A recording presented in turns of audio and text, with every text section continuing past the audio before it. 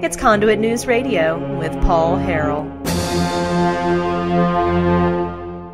And I understand we've got Senator Linda Collins-Smith is on the line. Senator Linda Collins-Smith, welcome to the program. Good morning to you. Good morning. How's it going? How are you doing? How's the campaign going? It's going good. We're doing great. Yeah. And we've got 4 days left. So I mean, is it a door knocking thing? I mean, what's the strategy here? We were just talking about this particular race, by the way. Well, good. I'm sorry, I'm just now getting on this morning, but it's that time that you're thinking, okay, what do you do now? Okay, but you don't quit. Now, there's these things to do. There are people. There's places to be when there's events going on, and obviously you want to stay busy. But I will say this: you don't do what my opponent's doing.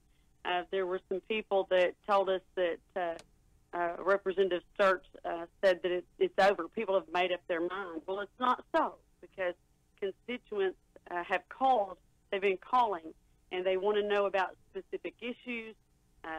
For instance, how he voted on certain things that they've heard about, and things that are important to them, like the Second Amendment, how you feel about the constitutional rights, and so those things are all important. And I call everyone back that I can. I get on the phone, and so there's a lot to do, and I almost can't sleep. If you saw Facebook last night, you know that I was on it. Yeah. So many things to do, I can't stand it. I just have to stay awake. Your opponent put out a video, and I noticed you shared it to make your constituents aware of the inaccuracies of it. When he's acting like he's a supporter of school choice when he is he voted against school choice. I will say this: I've got this. I got kind of an election guide in front of me, and it shows that you are endorsed by the Gun Owners of America. James Sturch is not. You have an A rating with Americans for Prosperity. James Sturch has an F. You are endorsed by the Arkansas Right to Life. James Sturch is not endorsed. You're endorsed by the Patriots of Act 746. James Sturch is not endorsed. And you voted for school choice, and he did not. I think this is a really good conservative voter's guide. Yes, and I have to say I have a great conservative voting record because I am conservative. I don't have to, I don't hit and miss. I'm conservative, and that's a consistent conservative record as a legislator, and he doesn't. So he has to work to make his record look better by changing it, and I was very disappointed that time and time again, for instance, when I forwarded that and I wrote the note on there, I wanted people to listen to what he was saying, and it's disturbing to me, and here's why, Paul.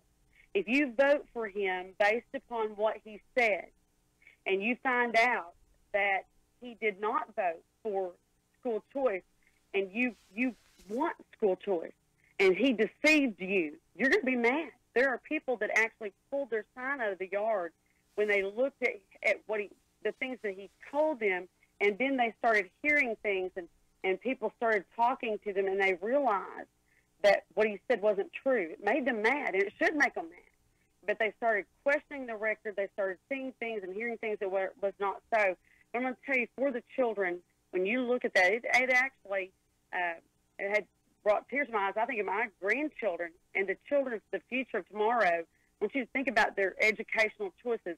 One of the number one things that I hear, no matter where I go, whether it was to the Cattlemen's Association, whether it was to the youth sporting event, guess what the families are talking to me about? School choice. The parents and grandparents' rights to help their children have a better education. Mm-hmm. It's important to them. Yeah. It is. I mean, it's one of the key planks in the Republican Party platform. That's what it was such a shame we couldn't get that done. I think a lot of people were shocked. I know a lot of people that have been knocking doors trying to get Republicans elected were shocked. And you know what? This is a Republican Party primary. This is a primary. This is where we get to hash out the issues and we get to figure out who's the most conservative.